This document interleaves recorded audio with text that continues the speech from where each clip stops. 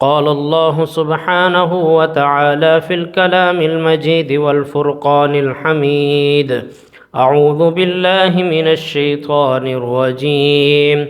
ثم قست قلوبكم من بعد ذلك فهي كالحجارة أو أشد قسوة وإن من الحجارة لما يتفجر منه الأنهار وإن منها لما يشقق فيخرج منه الماء وإن منها لما يهبط من خشية الله وما الله بغافل عما تعملون. رب اشرح لي صدري ويسر لي أمري واحلل عقدة من لساني يفقه قولي. رب زدني علما رب زدني علما رب زدني فهما. صدق اللہ العظیم. ہر قسم کی حمد و ثنا، تعریفات، تسبیحات اللہ مالک الملک کے لیے لائق اور زیبا ہے، جو رب تعالی پوری کائنات کا پالنے والا، خالق، مالک، رازق، تنہا یکتا ذات ہے۔ درود و سلام ہو امام الانبیاء، امام کائنات جناب محمد الرسول اللہ صلی اللہ علیہ وسلم کی ذات اقدس پر، اور بے شمار لا تعداد رحمت نازل فرمائے اللہ رب العالمین صحابہ کرام رضوان اللہ علیہم اجمعین پر۔ محترم بھائیو، جیسا کہ آپ جانتے ہیں کہ بنی اسرائیل کے واقعات چل رہے تھے، اور اللہ رب العالمین نے بنی اسرائیل کو بہت سی نعمتوں سے نوازا، اور اسی طرح اللہ رب العالمین نے امت محمدیہ صلی اللہ علیہ وسلم کو بھی بہت بڑی بڑی نعمتوں سے نوازا۔ تو یہ سب نعمتیں حاصل کرنے کے بعد، ان پر اتنا لمبا عرصہ گزر جانے کے بعد بھی جب یہ اللہ کی طرف نہیں آئے اور اللہ کی طرف مائل نہیں ہوئے، اللہ رب العالمین قرآن مجید میں آگے فرما رہے ہیں، سورۃ البقرہ آیت نمبر آج ہم 74 پڑھیں گے، اور یہ بہت اہم آیت ہے۔ ہر انسان کو اس آیت کو سمجھنے کی ضرورت ہے، اس کے درد کو، اس کے بیان کو، اور اس میں جو ہمارے لیے بہت بڑے سبق ہیں وہ سمجھنا ہمارے لیے بے حد ضروری ہے۔ یوں سمجھ لیجئے کہ اس آیت میں جو بیماری بتائی گئی ہے، ایک ایمان والے بندے کے اندر جو پیدا ہونا شروع ہوتی ہے، وہی بیماری ہے جو انسان کو گناہوں کی طرف لے جاتی ہے، وہی بیماری ہے جو انسان کو ایمان سے دور لے جاتی ہے، اور یہ ایسی بیماری ہے کہ یہ بہت بڑے بڑے علم والوں کو بھی لگ جاتی ہے۔ کوئی مفتی ہے، کوئی قاری ہے، کوئی عالم ہے، کوئی محدث ہے، کوئی مفسر ہے، یہ بیماری علم بھی نہیں دیکھتی، یعنی علم کی کتنی اہمیت آئی ہے، لیکن جس بندے کے اندر یہ بیماری آ جائے تو اس کا علم بھی اس کا ساتھ نہیں دیتا۔ اور وہ بیماری کیا ہے جو بنی اسرائیل میں آ گئی تھی؟ اللہ کی اتنی بڑی بڑی نشانیاں دیکھنے کے بعد بھی، یعنی ان کی آنکھوں کے سامنے سمندر پھاڑا گیا، سمندر میں سے راستے نکلے، ان کی آنکھوں کے سامنے منو سلوہ اترا، ان کی آنکھوں کے سامنے ان کے لیے بادل آئے، ان کی آنکھوں کے سامنے اللہ رب العالمین نے کتنے بڑے بڑے معجزات کیے۔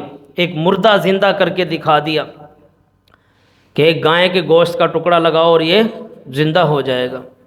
کھانا پینا آنکھوں کے سامنے نازل ہوا۔ اتنی واضح نشانیاں دیکھنے کے بعد بھی وہ کون سی چیز تھی جس نے انہیں گمراہ کر دیا، اور جس وجہ سے آج کے بھی بہت سے مسلمان گمراہ ہوتے ہیں؟ قرآن بھی سن رہے ہیں، حدیث بھی سن رہے ہیں، بیان بھی سن رہے ہیں، قرآن مجید کی آیات بھی سنتے ہیں، خطبے بھی سنتے ہیں، اس کے باوجود وہ کون سی چیز ہے جو انہیں دین کی طرف آنے سے روک دیتی ہے؟ وہ کون سی چیز ہے کہ اس کے باوجود وہ اسلام کی طرف نہیں آتے؟ کتنے آج مسلمان ہیں، کیا ان کو آپ ان سے جھوٹ کے متعلق احادیث پوچھو، وہ کہیں گے ہاں ہم نے فلاں مولوی سے سنی تھی، فلاں قاری سے سنی تھی۔ ان سے کسی قرآن کی مشہور آیت کا پوچھو، انہیں پتہ ہوگا، سورۃ فاتحہ بھی انہیں آتی ہوگی جو ام القرآن ہے، قرآن کی ماں ہے، لیکن اس کے باوجود آپ کو نظر آئے گا کہ وہ لوگ ہدایت کے راستے پر پھر بھی نہیں چل رہے، پھر بھی گمراہ ہیں، نیکی کی طرف وہ پھر بھی نہیں آ رہے۔ وہ کون سی چیز ہے جو اتنا علم ہونے کے بعد بھی، صحابہ کرام رضوان اللہ علیہ مجمعین کے دور میں تو علم اس کے پاس ہی تھا جو نبی علیہ السلام کے قریب تھا، صحابہ کرام رضوان اللہ علیہ مجمعین، لیکن جو دور لوگ تھے ان تک تو علم پہنچنا بھی بڑا مشکل تھا۔ آج تو علم کی بھرمار ہے، ہر موبائل میں بھی قرآن مجید موجود ہے، اور نصیحتوں کی بھی بھرمار ہے، علماء بھی بے شمار ہیں، تقاریر بھی بے شمار ہیں۔ اتنا سب ہونے کے بعد بھی وہ کون سی چیز ہے جو انسان کو نیکی کی طرف نہیں لے کر آ رہی، عمل کی طرف نہیں لے کر آ رہی؟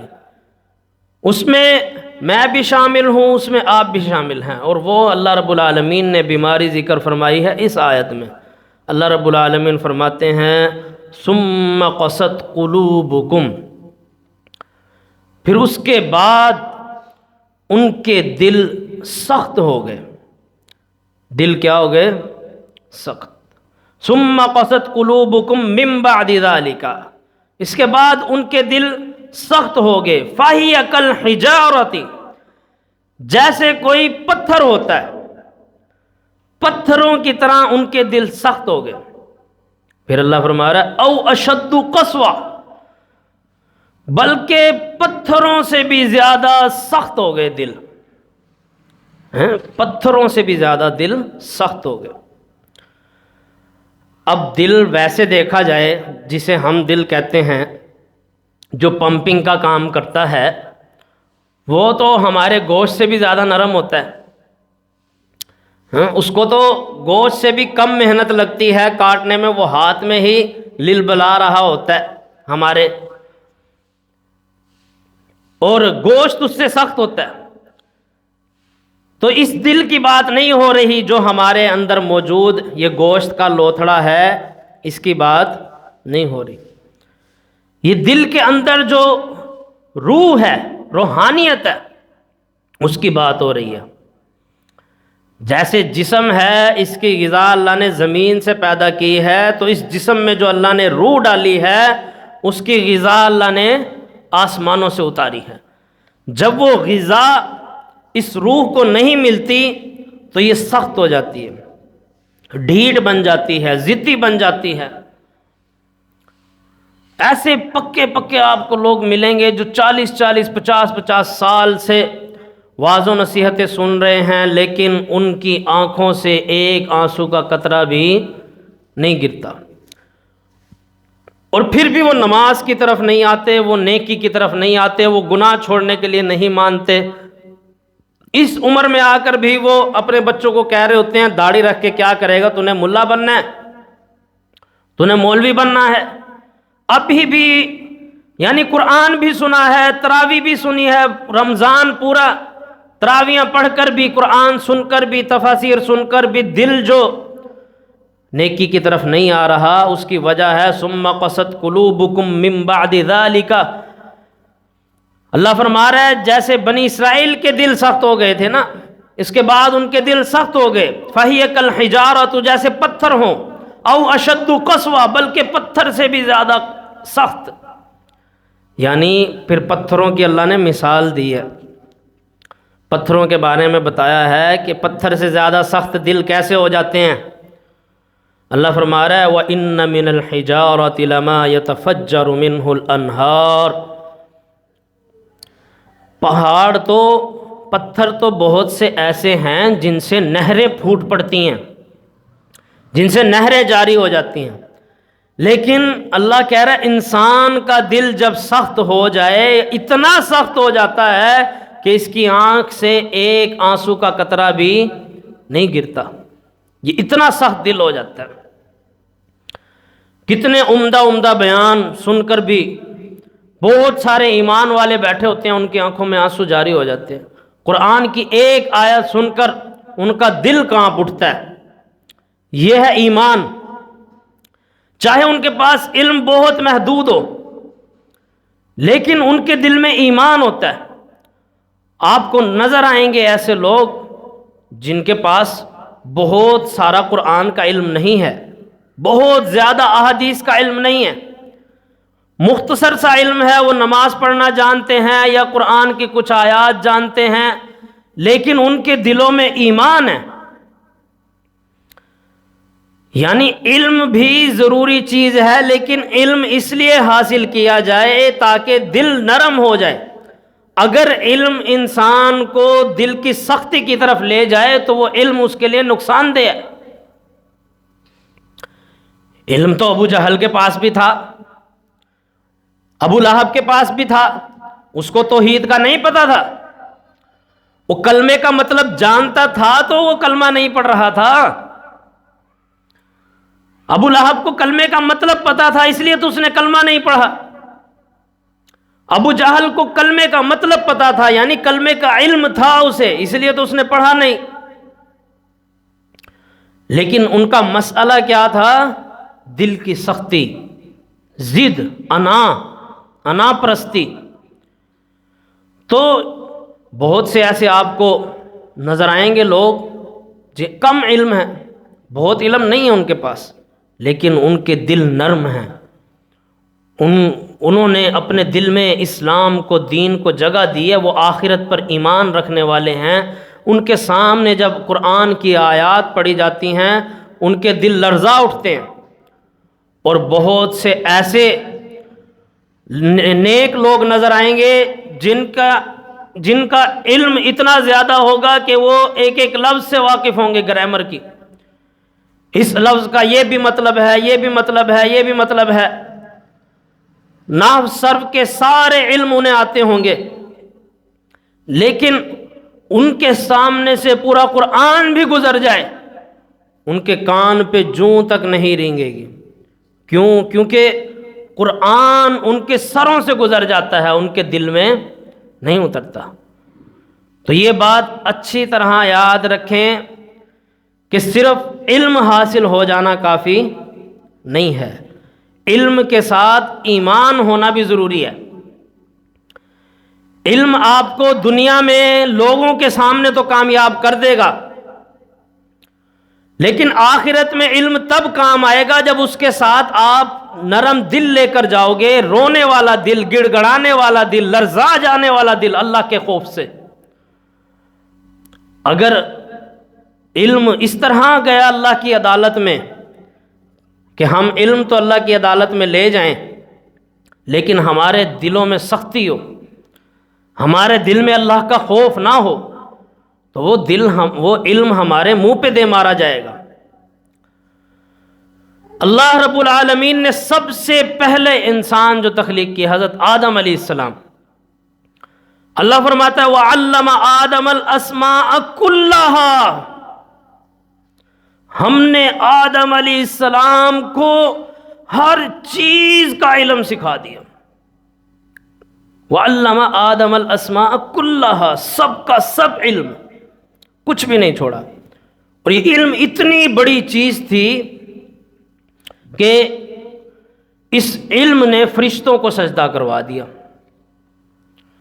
اللہ رب العالمین نے فرشتوں کو حکم دیا کہ آدم کو سجدہ کرو، تو سب کے سب فرشتوں نے سجدہ کیا الا ابلیس، سوائے کس کے؟ ابلیس کے۔ اب کیا ابلیس کے پاس علم نہیں تھا؟ ابلیس کے پاس علم بہت تھا، اس سے زیادہ بڑا علم کیا ہوگا کہ وہ فرشتوں کے درمیان رہتا ہے اور اسے کیا چاہیے، اللہ کو جانتا ہے، پہچانتا ہے، اس کی جنت کو جانتا ہے، اس کی جہنم کو جانتا ہے، اتنا علم بہت تھا، اس سے زیادہ علم کا کیا کرنا ہے؟ لیکن اس کو کیا چیز لے ڈوبی؟ دل کی سختی، انا پرستی، میں، الا ابلیس ابا واستکبر، سوائے ابلیس کے سب نے سجدہ کیا، واستکبر، ابلیس نے تکبر کیا۔ تکبر کس بات کا تھا اس کو؟ تکبر تھا ہی علم کا، تکبر بھی اسے علم کا ہی تھا۔ حدیث میں کیا بات آتی ہے؟ حدیث میں آتا ہے اس نے کہا کہ یہ انسان مٹی سے بنا ہے، مٹی زمین سے لگی رہتی ہے، اور میں آگ سے بنا ہوں، آگ جب جلتی ہے تو وہ اوپر کی طرف جاتی ہے، تو میں بلند ہوا اور یہ پست ہوا، تو میں اس کے آگے سجدہ کیسے کروں؟ دلیلوں میں پڑ گیا، دلائل دینے لگا اس ذات کے آگے جس ذات کے سامنے دلائل نہیں دینے تھے۔ اللہ رب العالمین کے سامنے دلائل نہیں دینے تھے، بظاہر اس کی دلیل بڑی مضبوط تھی، واقعی زمین، مٹی جو ہے زمین سے لگی ہوتی ہے، اور آگ جیسے ہی جلاتے ہیں وہ اوپر کی طرف جاتی ہے، تو کیا دلیل میں جیت کر وہ واقعی جیت گیا؟ وہ ناکام ہوا، وَكَانَ مِنَ الْكَافِرِينَ، وہ کافروں میں سے ہو گیا۔ کیوں؟ کیونکہ اس نے اپنے علم کا تکبر کیا۔ اور آدم علیہ السلام جنہیں اللہ رب العالمین نے ہر چیز کا علم سکھا دیا تھا، وَعَلَّمَ آدَمَ الْأَسْمَاءَ كُلَّهَا ثُمَّ عَرَضَهُمْ عَلَى الْمَلَائِكَةِ، پھر ہم نے فرشتوں سے کہا اب تم بتاؤ کہ ہم نے آدم کو کیا سکھایا ہے۔ فرشتوں کو تو نہیں پتا، انہوں نے کہا اے اللہ تو ہی بہتر جانتا ہے، ہم کوئی علم نہیں رکھتے سوائے اس کے جو تو نے ہمیں دیا ہے۔ پھر آدم علیہ السلام جنت میں گئے ہیں، اور جنت میں جانے کے بعد ان سے خطا ہو گئی، شیطان کے بہکاوے میں آ گئے، زمین پہ اتار دیے گئے۔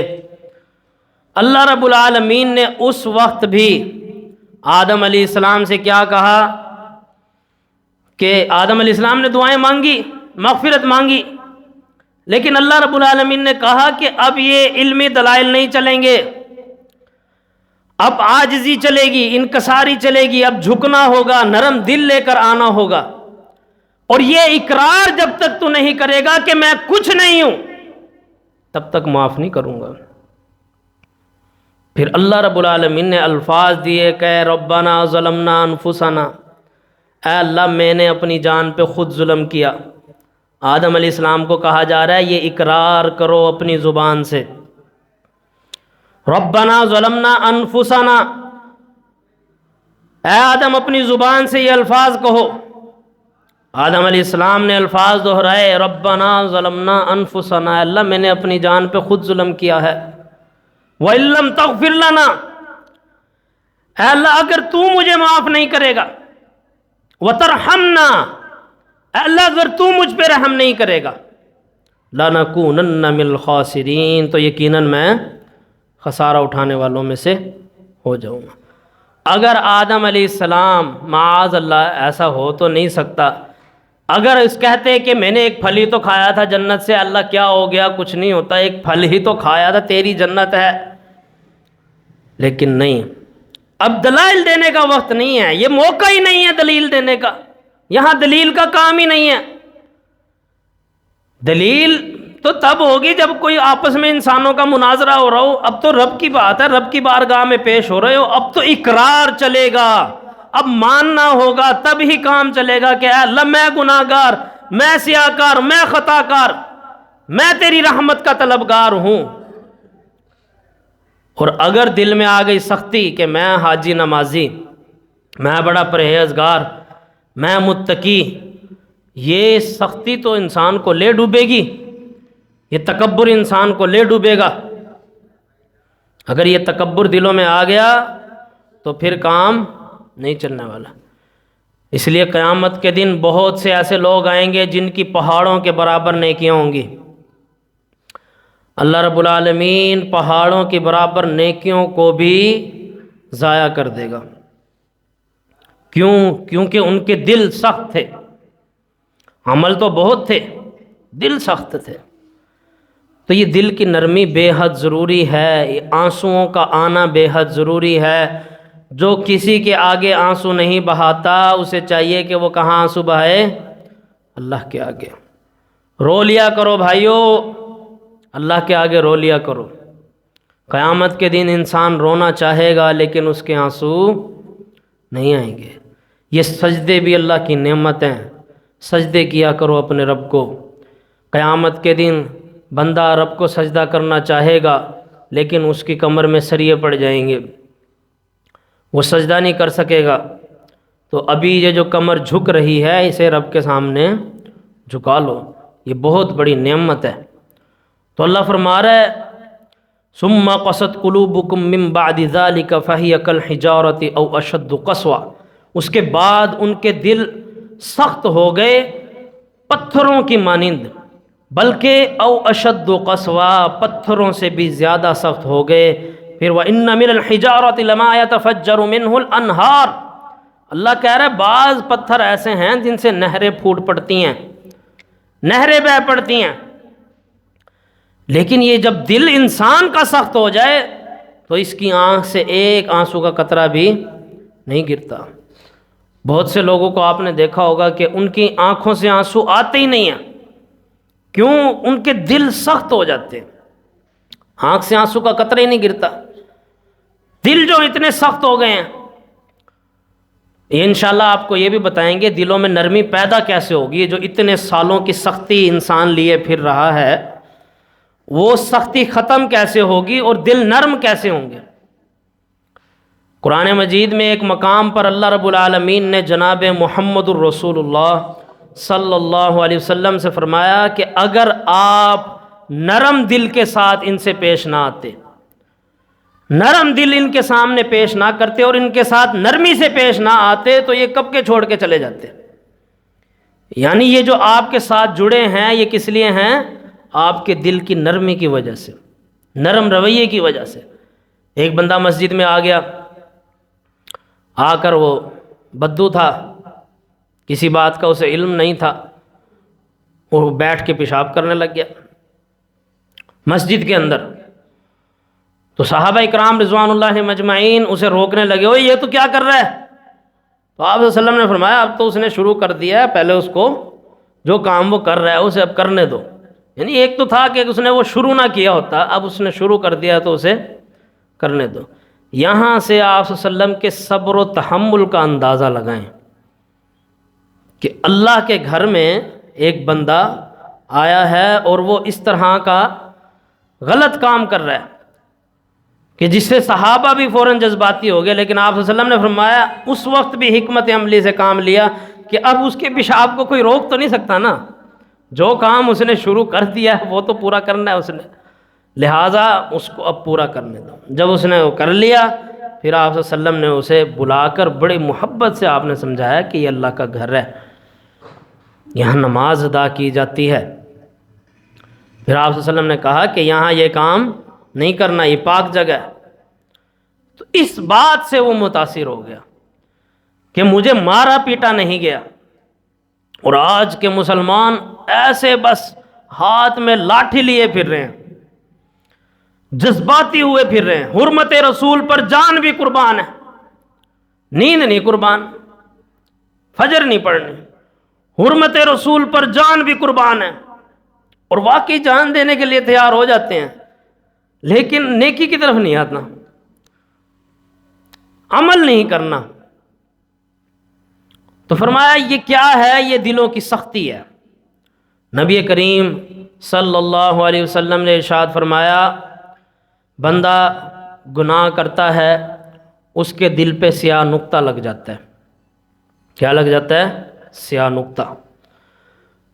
اور جیسے ہی وہ اس گناہ سے توبہ استغفار کرتا ہے ایمان والا بندہ، تو اس کے وہ دل صاف کر دیا جاتا ہے، وہ نقطہ صاف ہو جاتا ہے۔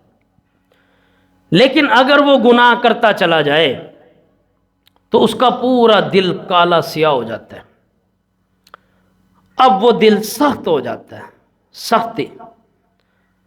اور پھر ایک وقت وہ آ جاتا ہے، اللہ فرماتا ہے ختم اللہ علی قلوبہم، اللہ نے ان کے دلوں پہ مہر لگا دی، وعلی سمعہم، اور ان کے کانوں پر، وعلی ابصارہم غشاوہ، اور ان کی آنکھوں پر پردہ پڑا ہوا ہے۔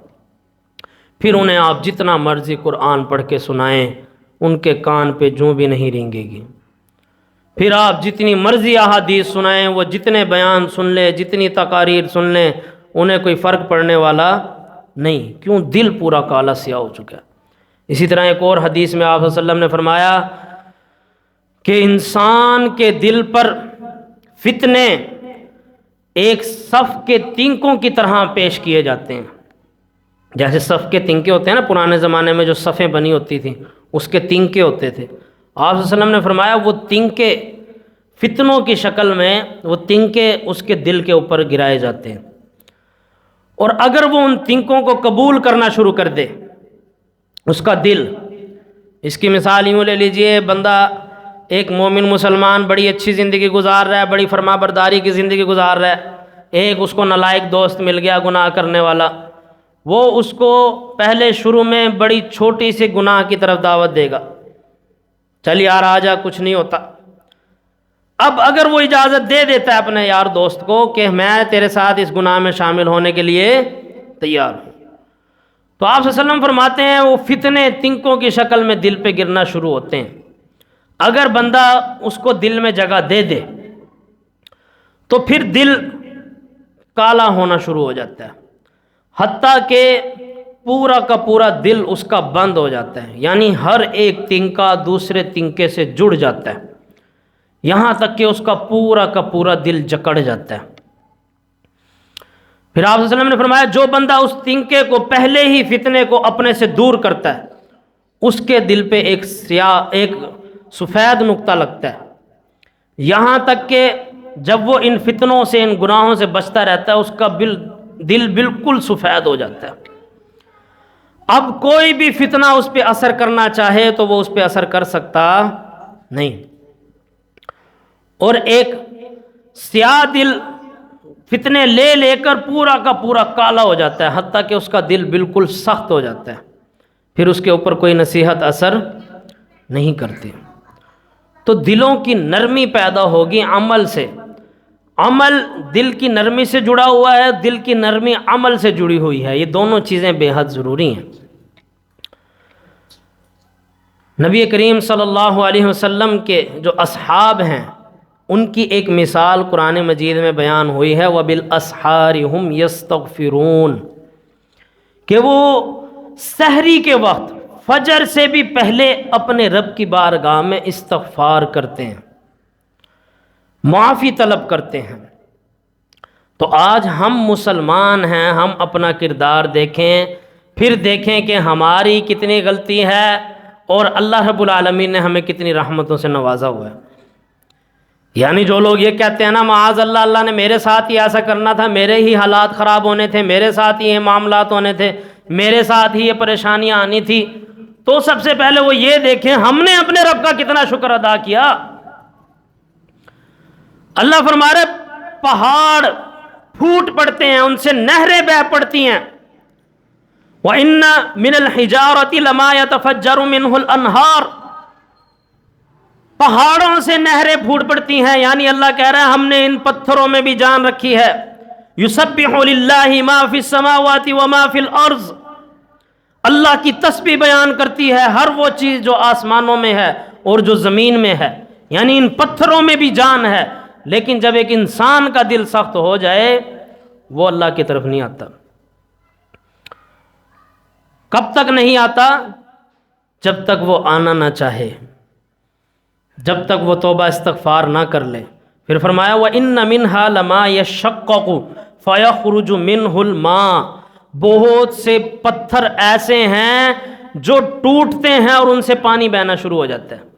یعنی نہریں ایک الگ، نہریں تو پھر نہریں ہیں.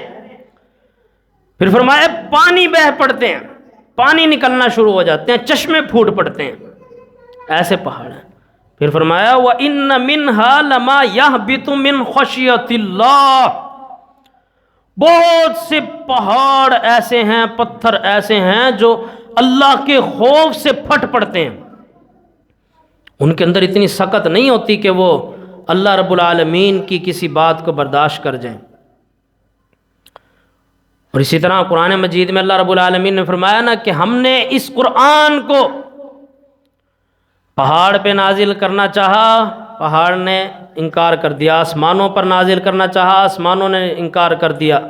زمینوں پر نازل کرنا چاہا، زمینوں نے انکار کر دیا. کہ ہم اتنے بڑے کلام کو اٹھا سکتے نہیں. کس نے قبول کیا؟ ایک انسان نے. نبی کریم صلی اللہ علیہ وسلم کے بارے میں صحیح بخاری میں آپ کو کتاب الوحی میں ہی بہت ساری احادیث ملیں گی، جس میں آپ کو ذکر ملے گا کہ جب نبی کریم صلی اللہ علیہ وسلم کے اوپر وحی نازل ہوتی، آپ صلی اللہ علیہ وسلم، حضرت عائشہ رضی اللہ عنہ فرماتی ہیں سخت سردی میں، سخت ترین شدید سردی میں بھی آپ صلی اللہ علیہ وسلم کے پسینے چھوٹ جاتے تھے، آپ کے ماتھے پر پسینے آ جاتے تھے جب آپ پر وحی نازل ہوتی. پھر ایک اور حدیث میں آتا ہے، ایک صحابی کہتے ہیں کہ آپ صلی اللہ علیہ وسلم کی ٹانگ میری ٹانگ پر رکھی ہوئی تھی. آپ صلی اللہ علیہ وسلم کی ٹانگ میری ٹانگ پر رکھی ہوئی تھی. اس لمحے میں اللہ کی طرف سے محمد الرسول اللہ صلی اللہ علیہ وسلم پر وحی نازل ہوگی. کہتے ہیں جیسے ہی وحی نازل ہوئی تو مجھے ایسے لگا کہ میری ٹانگ کے 2 ٹکڑے ہو جائیں گے، ابھی میری ٹانگ ٹوٹے گی. اتنا درد ہوا مجھے کہ جب آپ صلی اللہ علیہ وسلم پہ وحی نازل ہوئی. تو اللہ رب العالمین قرآن مجید میں بھی یہی ارشاد فرماتے ہیں کہ اگر ہم یہ قرآن پہاڑ پر نازل کرتے تو وہ تیرے رب کے خوف سے ریزہ ریزہ ہو جاتا. اب یہ ساری جو قرآن کی آیات آپ کے سامنے رکھی ہیں اور بخاری مسلم کی احادیث سنائی ہیں، یہ سب اس کلام کے بارے میں ہیں. اب ہم یہ اندازہ لگائیں کہ ہم یہی کلام سنتے ہیں، یہی قرآن سنتے ہیں، لیکن ہمارے کانوں پہ جوں بھی نہیں رینگتی، ہمیں ذرا بھی فرق نہیں پڑتا. اللہ قرآن مجید میں ایک اور مقام پر فرماتا ہے، یہ دل کا بڑا کردار ہے، بہت بڑا کردار ہے، اللہ کی قسم. اللہ رب العالمین قرآن مجید میں ایک مقام پر فرماتے ہیں یوم لا ينفع مال ولا بنون، قیامت کے دن انسان کے نہ اس کا مال کام آئے گا نہ ہی اس کے بیٹے کام آئیں گے. پھر اللہ کام کیا آئے گا؟ نہ مال کام آ رہا ہے نہ بیٹے کام آ رہے ہیں. پھر اللہ فرما رہا ہے الا من اتی اللہ بقلب سلیم، صرف ایک جو ثابت دل لے کر آئے گا، ایک مضبوط دل لے کر آئے گا، وہ بندہ کامیاب ہوگا. دل کا بڑا کردار ہے. آج ایک چھوٹی سی رپورٹ، ایک چھوٹی سی بات، ان سے لوگوں کو دلوں کے اٹیک ہو جاتے ہیں. کیا خیال ہوتا ہے کہ نہیں؟ کوئی خبر سنی، جھٹکا لگا اور بندہ گیا. اور جو مضبوط دل رکھتے ہیں وہ بڑے بڑے غم کی خبریں سن کر بھی مضبوط کھڑے ہوتے ہیں. بہت بڑے بڑے ان کی زندگی میں ادھار چڑھاؤ آتے ہیں، لیکن وہ اسی طرح مضبوطی سے کھڑے ہوتے ہیں. لیکن یہ ہوتا ہے دنیا کا معاملہ. یہ وہ لوگ ہیں جنہیں اپنی زندگی سے بڑا پیار ہے، بڑی محبت ہے، وہ ابھی اپنی زندگی کو ضائع نہیں کرنا چاہتے، اس لیے اپنے وہ اس نفس کو مضبوط بنا رہے ہوتے ہیں. یہی مضبوطی چاہیے ایمان والی طرف، عمل کی طرف، نیکی کی طرف یہ مضبوطی ہونی چاہیے. پھر کوئی بھی فتنہ حملہ کرنا چاہے تو انسان مضبوطی کے ساتھ ڈٹا رہے، اپنی جگہ سے ہلے نہ،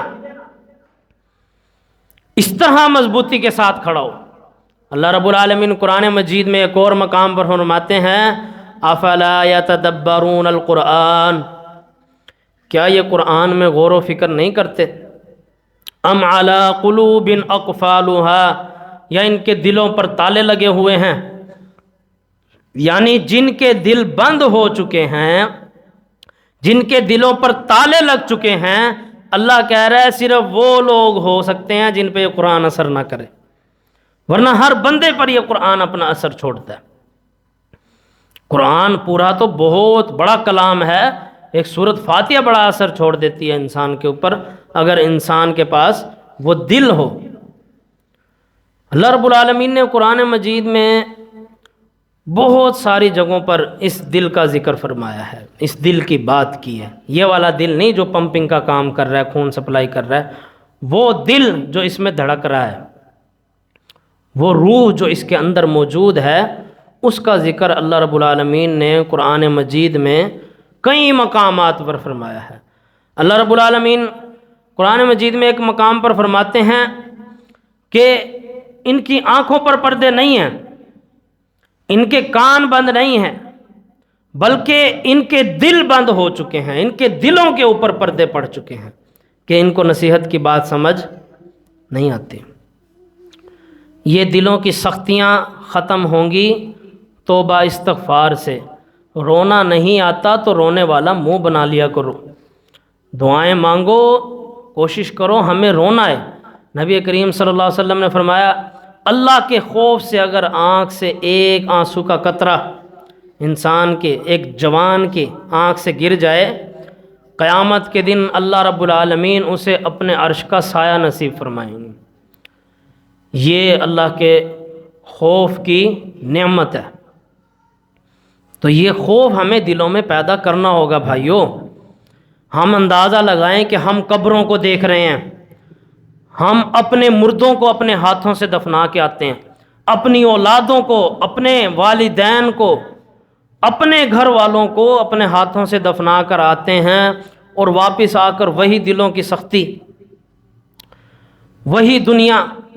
میں آخری مثال دے کے اپنی بات مکمل کرتا ہوں۔ جب تک دنیا، اور اس کی مثال دے رہا ہوں آخرت کی، انسان کے دل کی، یہ دیکھو دنیا کے اوپر جب تک انسان چلتا رہے گا نا تب تک وہ کامیاب ہے۔ ایک کشتی جب پانی پر چل رہی ہے نا تب تک وہ کامیاب ہے، صحیح چل رہی ہے۔ تو جب تک آپ دنیا کے اوپر چل رہے ہو تب تک آپ ٹھیک ہو، آپ کے اوپر کوئی چیز حملہ آور نہیں ہو سکتی۔ لیکن جیسے ہی وہ پانی اگر کشتی میں آنا شروع ہو گیا، کسی بھی سوراخ کے ذریعے سے، آپ کشتی میں سفر کر رہے ہو، اس میں سوراخ ہو گیا اور اس میں پانی آنا شروع ہو گیا، پھر کیا بنے گا؟ پوری کی پوری کشتی پانی میں ڈوب جائے گی۔ چاہے ایک ذرا سا سوراخ ہو، اگر وہ پانی کشتی میں آنا شروع ہوا، پانی بھرتا جائے گا اور کشتی ڈوب جائے گی۔ یہی مثال دنیا کی ہے۔ جب تک ایک ایمان والا مومن بندہ دنیا کو دنیا سمجھ کر رہتا ہے اور دنیا کی جو آسائشیں ہیں انہیں اپنے دل میں نہیں آنے دیتا، تب تک تو وہ کامیابی سے چلتا رہتا ہے۔ جیسے ہی یہ دنیا دل میں آ گئی، اس نے اپنی جگہ دل میں بنا لی اور یہ دل میں بیٹھنا شروع ہو گئی اور دل میں سوراخ ہو گئے، تو پھر یہ دنیا آپ کو لے ڈوبے گی، یہ کھیل تماشا لے ڈوبے گا، یہ آسائشیں لے ڈوبیں گی۔ تو اپنے دل کو مضبوط بنائیں اس لحاظ سے کہ آپ دین اسلام پہ ثابت قدم رہیں، اور اپنے دلوں میں اللہ کا خوف پیدا کریں، نرمی پیدا کریں۔ رونا نہیں آتا، رونے کی کوشش کریں، جتنا ہو سکے سحری کے وقت اٹھیں فجر سے پہلے اور اپنے رب سے توبہ استغفار کریں۔ اللہ رب العالمین سے دعا ہے اللہ رب العالمین حق بات کو سمجھ کر مجھے بھی اور آپ بھائیوں کو بھی عمل کرنے کی توفیق عطا فرمائے، غلطیوں کوتاہیوں کو ہمارے دلوں سے معاف فرما دے۔ وآخر دعوانا الحمدللہ رب العالمین۔